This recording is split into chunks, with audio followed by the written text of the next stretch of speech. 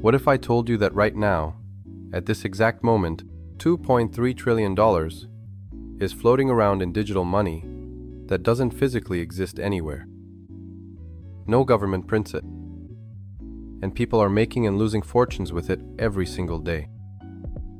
Welcome to cryptocurrency, where math has become money and computer code controls more wealth than most countries' entire economies. If that sounds insane to you, good, because it kind of is, but it's also the future of money. Hey everyone, I'm Alex Sterling from Money Street 101, and in the next few minutes, I'm going to take you on a journey through the digital city of cryptocurrency. By the end of this video, you'll understand what crypto actually is, how it works, and why everyone from your barista to BlackRock is talking about it. Think of this as your passport to the digital money revolution. Let's explore. Imagine you're visiting a brand new city. Let's call it Crypto City. In this city, all the money is digital, and instead of being controlled by one central bank, it's managed by thousands of computers working together around the world. Cryptocurrency is digital money that exists only on computer networks called blockchains. Think of a blockchain as the city's underground transportation system. Every transaction is like a train car, and once a train leaves the station, you can't change where it went. Everyone in the city can see the train schedule, but they can't see who is riding in each car. Here's what makes this city special. There's no mayor, no city council, no central authority. The rules are written in computer code, and everyone has to follow the same rules. Want to send money to someone?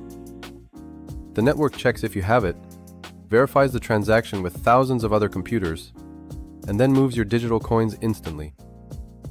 The first building in our crypto city was Bitcoin. Think of it as the Federal Reserve Building, tall and golden. Bitcoin was created in 2009 by someone using the name Satoshi Nakamoto, who then disappeared, leaving behind a city that runs itself.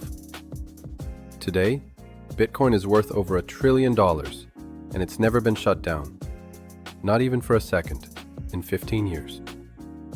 But Bitcoin was just the beginning.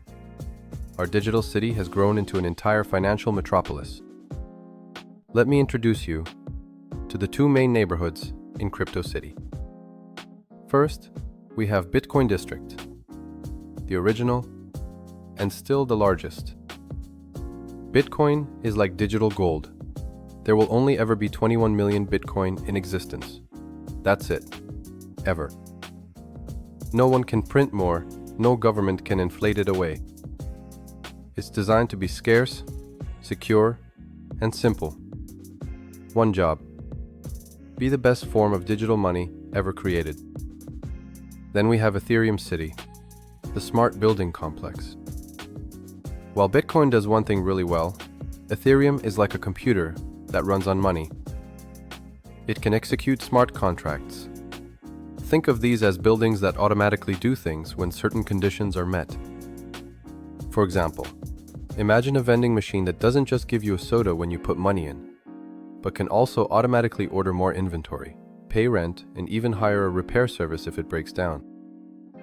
That's essentially what smart contracts do. They're programs that automatically execute agreements without needing a middleman. Here's the crazy part. Ethereum processes more transactions than Visa, runs thousands of applications, and powers most of the innovation in Crypto City. While Bitcoin is digital gold, Ethereum is digital oil. It powers everything else. The numbers are mind-blowing. Bitcoin has a market cap of 2.3 trillion. Ethereum is worth 530 billion. Together, they represent about 75% of all cryptocurrency value. To put that in perspective, that's more than the GDP of most countries. You're probably wondering, how does any of this actually work? Let's take a ride on the blockchain subway system. Every time someone wants to send crypto, they create a transaction. Think of it as a subway ticket. This ticket says, I want to send 0.1 Bitcoin from my address to Sarah's address. But here's where it gets interesting. This ticket gets broadcast to thousands of stations across the city. Now, special workers, called miners, or validators, compete to verify these transactions and group them into blocks.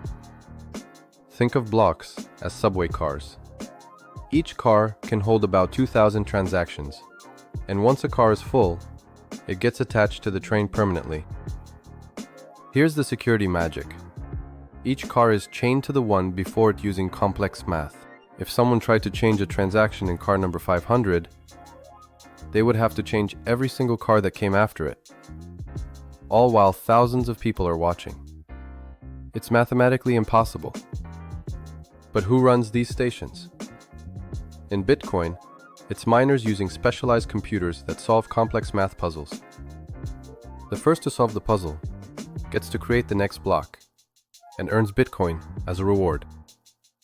In Ethereum, it's validators who stake their own Ethereum as a security deposit. If they cheat, they lose their deposit. The brilliant part? No single person controls the subway system. It's maintained by thousands of independent operators around the world, all following the same rules written in code. The system is more secure than traditional banking because it's distributed, transparent, and mathematically guaranteed. So what can you actually do in Crypto City? Let's walk through the financial district. First stop, DeFi Plaza, decentralized finance.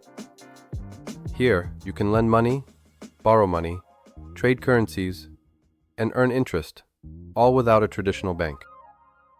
Instead of applying for a loan and waiting weeks, smart contracts can instantly lend you money if you put up collateral.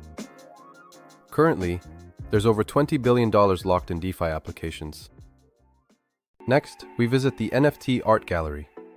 NFTs, non-fungible tokens, are unique digital certificates. Think of them as deed certificates for digital property. While 95% of NFT collections became worthless, the technology is being used for concert tickets, property deeds, and digital identity verification. Then, there's the international district, cross-border payments. Want to send $1,000 to someone in Japan? Traditional banks take 3 to 5 days and charge $30 to $50 in fees. Crypto takes 10 minutes and costs under $5. That's why companies like Western Union are scrambling to adapt.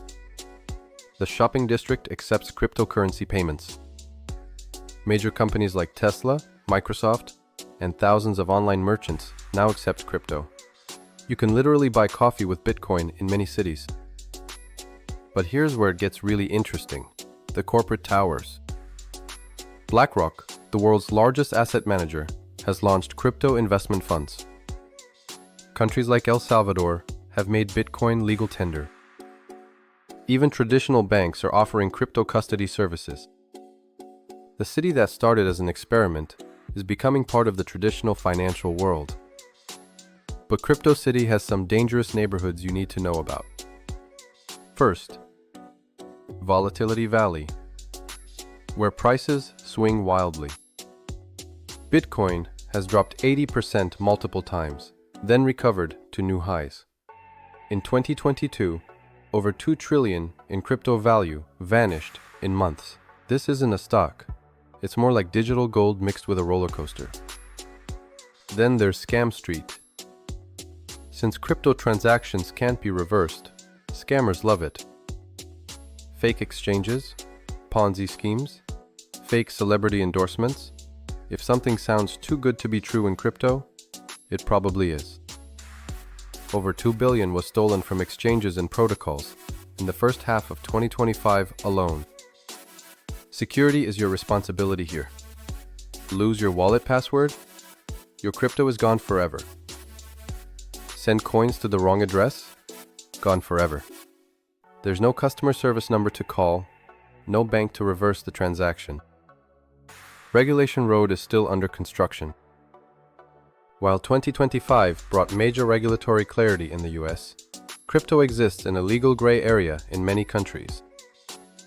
Rules are constantly changing, and what's legal today might not be tomorrow. And let's talk about the environmental impact. Bitcoin mining uses as much electricity as entire countries. While newer cryptocurrencies use 99% less energy, the environmental cost is real. The key lesson? CryptoCity is fascinating and full of opportunity, but it's also the financial equivalent of the Wild West. Don't invest money you can't afford to lose, and always do your research. Ready to visit CryptoCity safely? Here's your beginner's visa application process.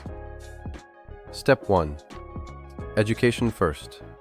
Spend at least 2 weeks learning before buying anything. Understand what you're investing in. Would you buy a house in a city you've never visited? Same principle applies here. Step 2. Choose a reputable exchange. Coinbase, Kraken, or Gemini are like the official border crossings into CryptoCity. They're regulated, insured, and beginner-friendly. Avoid random exchanges that promise unrealistic returns. Step 3. Start small. I recommend starting with $100 to $500 maximum.